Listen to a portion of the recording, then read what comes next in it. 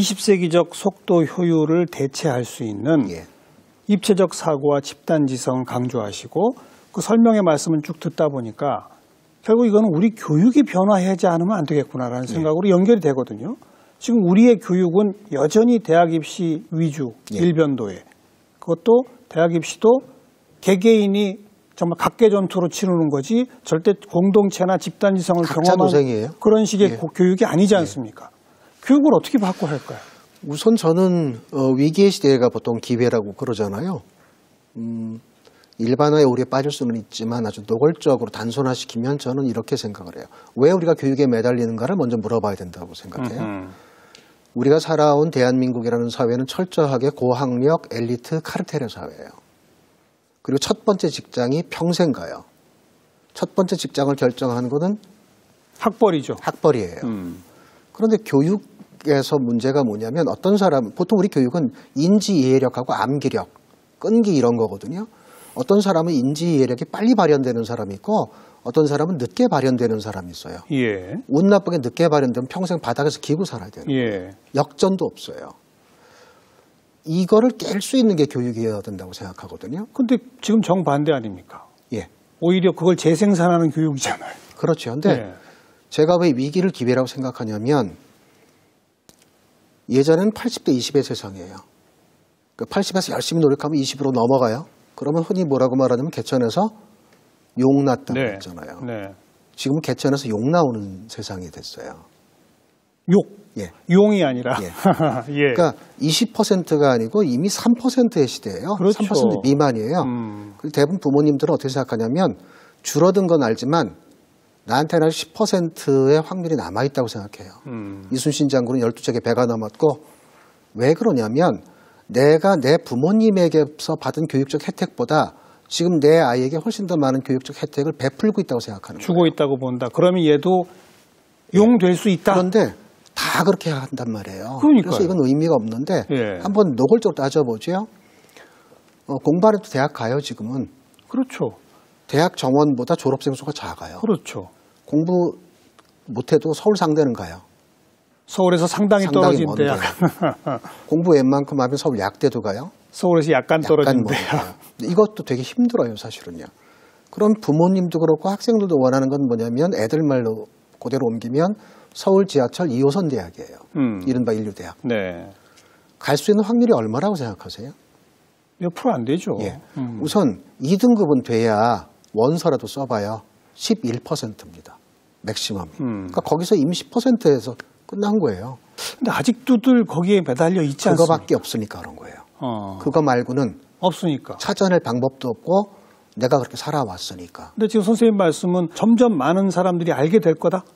이제 그래서 변할 거다? 그래서 손쉬운 예로 예전 같으면 한 5년, 10년 전만 해도요. 내 아이가 엄마 아빠 나 대학 안 갈래요. 그러면 두들겨 패서라도 보냈어요. 지금은 안 갈래요 그러면 속으로 땡큐 그런데요. 대학 진학률도 한 85%까지 확 꺾이죠, 이제. 가다가 많이 꺾였습니다. 이미. 어떻게 내 삶을 설계할 것인가 6단계로. 그러니까 예를 들어 좋은 대학 나와서 좋은 직장을 갔다 한들 보장되는 기한은 10년밖에 안 돼요. 그렇죠. 예전처럼 평생 직장은 이미 어렵고 10명 들어갔는데 팀장 자리 10년 뒤에 둘 남아요. 그럼 중간에 뭐 나간 사람 빼더라도 6, 7명이 10년 뒤에 이제 한 연봉 한 1억쯤 받을 때 막 올라가다가 거기에서 살아남지 않으면 떨어져 나가야 되는 거예요. 그렇죠. 이 무모한 게임을 도대체 언제까지 할 거냐. 그러면 오히려 늦게 시작한 사람도 점점 이 로드맵을 잘 짜서 또 사회에서 그걸 도와주고 해서 지속적인 어떤 삶의 성장 혹은 역전 이런 것들을 할 수 있도록 교육이 그 밑바탕을 마련을 해주는 방식으로 전환하지 않으면. 근데 그리고 그런 전환은 나올 수밖에 없다. 이제는 학부모님들도 심정적으로는 거의 이제 동의가 되는 것 같아요. 그런데 못 하는 거죠. 왜냐하면 대안이 없으니까 두렵기도 하고. 제가 왜 아까 희망이라고 말씀드리냐면 실체를 알면 여기에 다 걸어서 나도 힘들고 내 아이까지 이렇게 고생을 하고 뒤도 보장 안 되는 이 짓을 과연 이 무모한 게임을 해야 되는가. 현실을 보면 이제는 여기서 내려도 되겠다. 그런 생각들을 하시는 것 같아요. 거기서 내리면 이제 어떤 교육을 해야 합니까? 예. 거꾸로 교육이라는 말씀을 쓰시던데.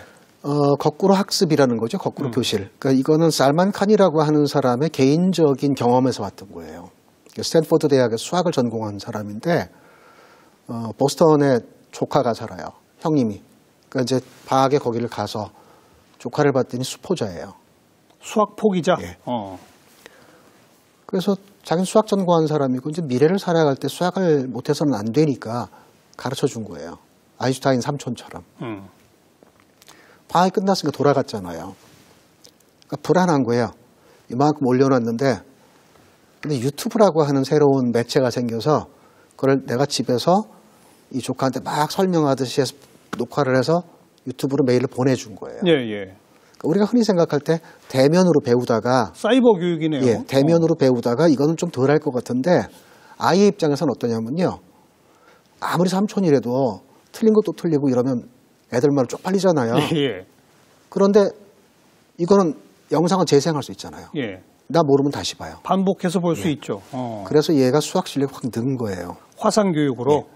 그런데 이렇게 둘 이야기로 끝난 줄 알았는데 이 살만 칸한테 계속해서 감사 편지가 오기 시작하는 거예요. 이 유튜브를 누가 본 거예요. 조카가 아니라 다른 사람이. 그래서 해봤더니 우리 아이한테도 효과가 있더라. 그래서 살만이라는 사람이 칸 아카데미를 만든 거예요. 예, 예. 그래서 예. 이게 뭔가 했더니 한 학급에 만약에 30명이 있다. 일반적인 진도를 해서 가요. 아까 말씀드린 것처럼 인지 이해가 늦되는 사람도 있어요. 못 따라가는 거예요. 그러니까 우리가 왜 학원에 가냐면 초등학교 때부터 못 따라가면 가서 커버하지 않으면 두고 버리고 가잖아요. 그러니까요. 우리나라에서 인생의 황금기가 몇 살이라고 생각하세요, 선생님은? 글쎄요. 4살에서 7살이랍니다. 학교 들어가기 전. 예. 그게 일생의 유일한 고민도 별로 없고. 예, 예. 그럼 왜 초등학교 때부터 입시 레이스를 시작하냐? 이건 입시를 위해서가 아니라 학급 진도를 못 나가면 도태돼서 버리고 가니까. 그래서 칸이 던지는 질문은 뭐냐면 뒤집어 보자. 다 사람마다 다른데 학교에 가서는 진도를 나가는 게 아니라 같이 풀어보고 그래서 다양한 솔루션을 공유하고 그러면 진도는 미리 집에서 학습해서 와라.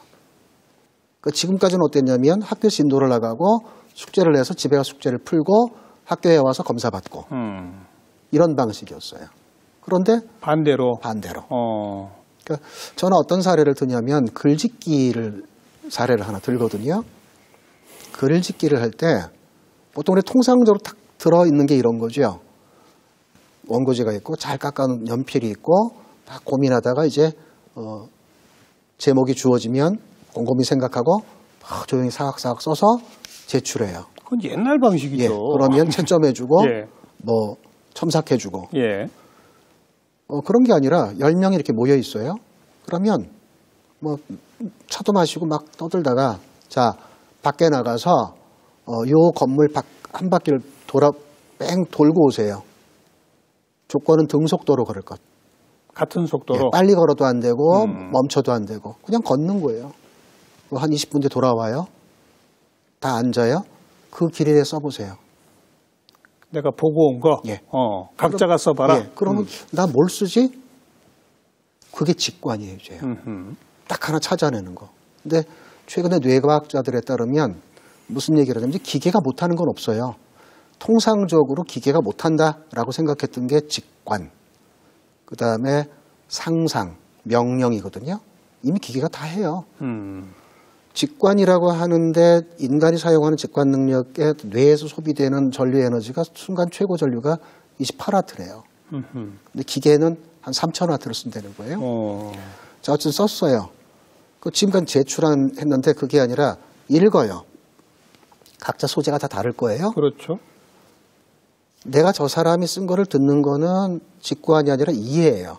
이해할 때 소비되는 전류 에너지가 한 20와트 정도 된다고 그래요. 다 달라요. 예, 예. 점수도 전혀 없는 거예요. 자, 듣고 이번에 다시 나가는 거예요. 그 길 다시 한번 갔다 오세요. 똑같은 조건으로. 그럼 어떤 일이 벌어지냐면 내가 아까 갔던 길 중에 어떤 사람이 소재로 했던 소재가 먼저 보여요. 보이겠죠. 예. 근데 그건 직관이에요. 딱 눈에 뜨이는 거는 그런데 저 사람이 아까 얘기했던 내용에 이해가 들어있잖아요. 그렇죠.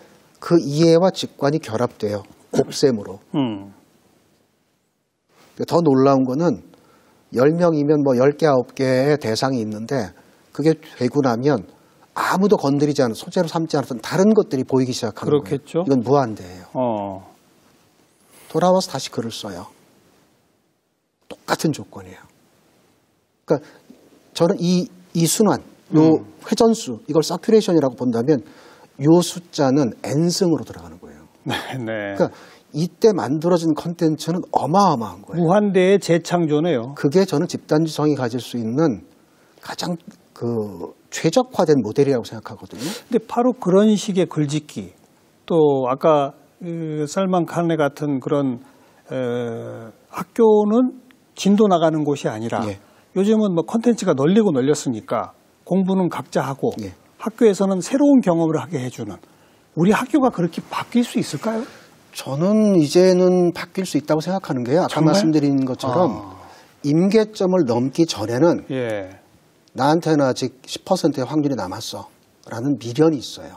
달리 대안은 지금이 없고. 지금 최악의 시점 네. 아닌가요? 그래서 그럼? 이미 이 강을 건넌 것을 알고 임계점을 넘었다는 것을 인식하기 시작해서 대안만 정확하게 주어지면 그래 나는 이 열차에서 내릴 거야.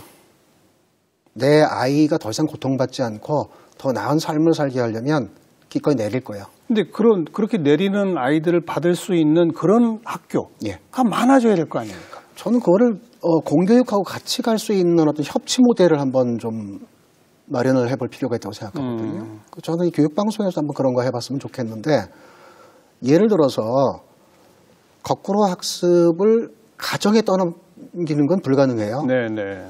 어떤 부모님이 애 진도를 미리 해줄 수가 있어요? 그건 불가능합니다.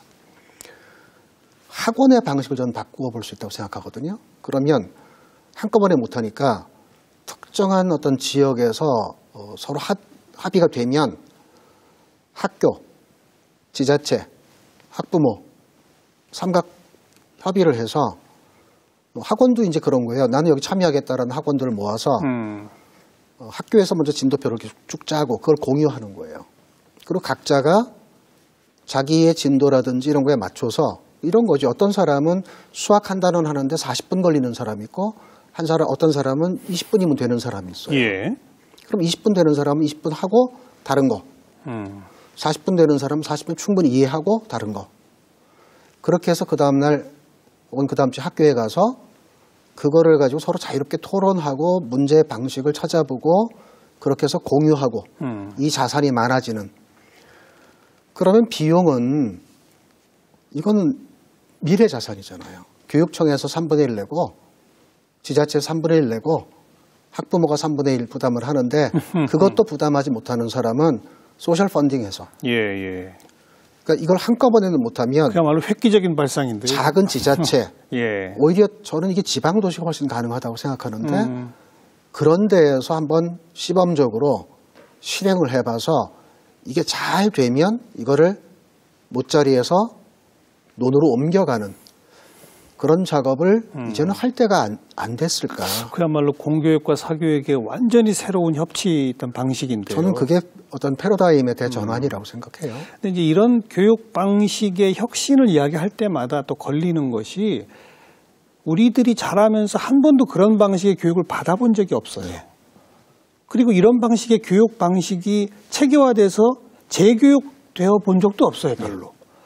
그래서 과연 그런 새로운 방식의 교육을 실행에 옮길 수 있는, 아까 말씀하신 그런 글짓기 교육을 시킬 수 있는 그런 자산이 우리에게 충분히 있느냐? 저는 그거는 계속 재교육하면 된다? 아니요. 저는 그것들을 집산하는 어떤 시스템을 찾아야 된다고 생각해요. 어떤 한 사람의 어떤 지식이나 영감이 아니라 그것 역시 집단지성으로. 그걸 계속해서 모아서 또 검증된 것도 찾고 그래서 안정적이고 검증되고 결과가 좋을 거라고 하는 확률이 높은 것부터 해보면서 점점 확산해서 체질을 바꿔가는 그런 방식을 찾아볼 수 있지 않을까 싶습니다. 뭐 여기저기 지자체별로 지방교육청별로 혁신학교의 모델과 어떤 그 실험들이 확산되고 있다는 점, 그런 점에서는 긍정적이네요. 근데 조금 더 저는 과감해야죠. 좀 나가야 된다고 생각하는 더 게 과감해야죠. 혁명의 시대에는 혁명을 해야지 예. 혁명의 시대에 진화만 혁신만 해서는 곤란하다. 좀 늦지 않나 싶은 생각이 듭니다.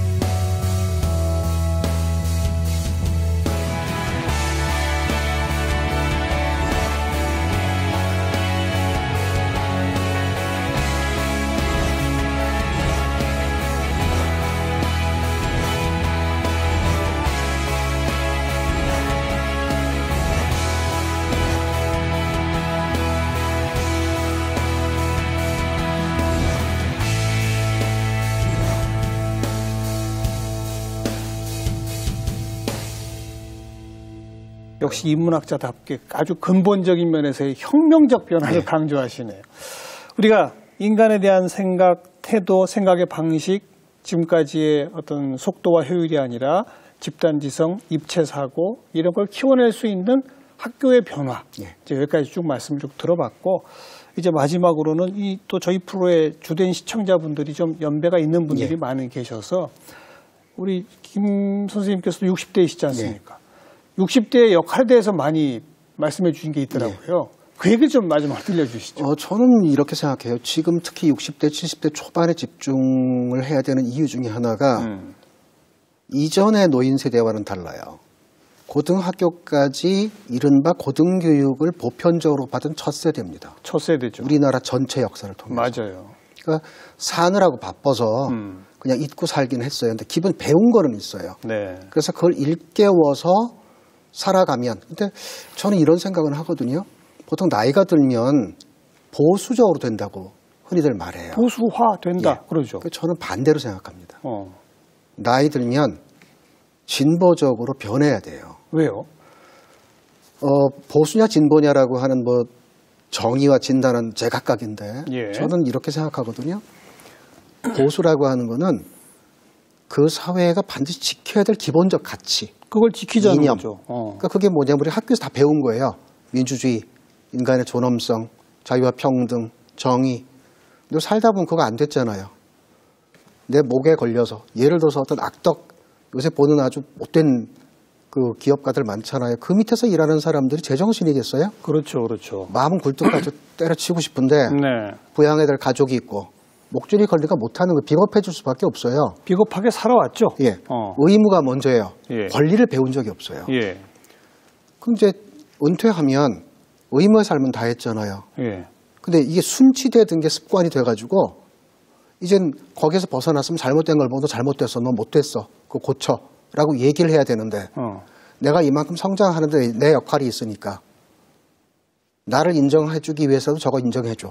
그렇죠. 이렇게 가는 거예요. 젊은이들한테도 우리 방식으로 커야 제대로 크는 거야 이런 식으로 가죠. 예, 그래서 오히려 저는 나이 든 사람일수록 진보적으로 갈 수 있는데 착각이 뭐냐면 여건상 착각이 뭐냐면 적어도 제대로 된 보수라면 우리가 배운 집에서 배운 가치 인간의 어떤 배려, 인간에 대한 존중, 배려 뭐 이런 것 학교에서 배운 아까 말씀드린 그런 가치 그거를 살아가면서 실천을 해야 되는 게 보수예요. 근데 그게 만약에 무너지거나 억압되거나 왜곡되면 비판하고 저항하고 맞서 싸우는 것 그게 보수예요, 진짜. 진보는 뭐냐면 야, 지금 세상이 어떤 세상인데 이 낡은 텍스트 갖고 살아가? 이거 책 바꿔. 교과서 바꿔야 돼. 그 정도가 돼야 진보예요. 그런 의미에서 민주주의도 정의도 다시 만들자. 여기까지 가야 진보다. 그런 의미에서 우리는 아직 이 극단에 가까운 진보에 갈 엄두는 못 내는 거고. 아예 없다는 거죠, 그거는. 이 보수의 가치를 좀 제대로 정립이 돼야 되는데 지금의 이른바 실버 세대가 걸림돌이 아니라 디딤돌이 되려면 생각을 좀 바꿔야 된다고 생각해요. 근데 그 기본적인 시작은 방금 전에 말씀드린 것처럼 나이 들면 오히려 진보일 수 있다는 거예요. 여건상 진보일 수 있는 여건이다. 그러니 세상이 뭔가 잘못됐으면 비판하고 저항하고 맞서 싸워야 되고, 또 하나는 나이가 들면 저는 제일 필요한 게 관용이라고 생각해요. 너그러움. 겪어보니까 뭐 대단한 것도 아닌 거예요. 다른 것도 인정을 해야 되는 거예요. 근데 우리에게는 좀 그런 게 부족한 그런 점에서 나이가 들면 보수적으로 변한다라고 하는 이 고정관념부터 그렇죠. 깨뜨려야 된다고 생각해요. 네, 네. 그런데 그 지금의 실버 세대들은 예. 과거 방식으로 생각하시는 것 같아요. 국가 위주로 예. 국가에 대한 총력전 체제로 속도와 효율성을 최대한 발휘해야만 된다라고 아직도 생각하고 계신 거예요. 그것 때문에 20년 전에 이 곤경을 당했음에도 불구하고 그게 깨달아지지가 예. 않는 거죠. 수평사회로 갈 수 있게 빨리빨리 옆에 도와주고, 사실은 저는 그 실버 세대, 특히 이 세시봉 실버가 그 원군이 돼야 된다고 생각해요. 근데 반대로 그분들은 수평사회, 학생인권 이런 얘기가 나오면 이게 나라 망할 징조다라고 얘기하거든요. 익숙하지 않은 데다가요. 그러니까요. 특히 이제 그 남성 실버는 자기가 제일 잘 나갈 때서 딱 멈춰요. 예. 그래서 이분들이 제일 많이 하는 말이 내가 왕년에. 왕년에죠. 그러니까 할머니들은 그런 말씀 안 하세요. 우리 네. 할머니들은요, TV 드라마를 보면서 계속 변해요. 이렇게. 맞아요. 그런데 남자 어른들은 내가 제일 잘 나갈 때가 딱 기준이에요. 그래서 그걸 기준으로 모든 걸 판단을 하는 거예요. 그것만 좀 내려놓고, 우리가 살아올 때 뭐가 안 됐는지, 성장은 했지만 잃어버린 게 뭔지, 얘들은 어떤 삶을 살게 해주고 뭘 해줄지를 좀 고민을 하면서, 앞으로 김 선생님은 우리 젊은 층들한테 희망을 주고 교육의 혁신을 이끄는 강의도 많이 하셔야 되겠지만 동년배 이상의 선배들한테 강의 좀 많이 하셔야 될 것 같아요. 그래서 최근에 무슨 책을 구상하냐면 노인은 진보다라는 제목의 좋습니다. 책을 구상하고 있습니다. 좋습니다. 기대하도록 하겠습니다. 네, 고맙습니다. 오늘 아주 귀한 시간, 근본적인 문제에 대해서 좋은 말씀 잘 들었습니다. 고맙습니다. 고맙습니다.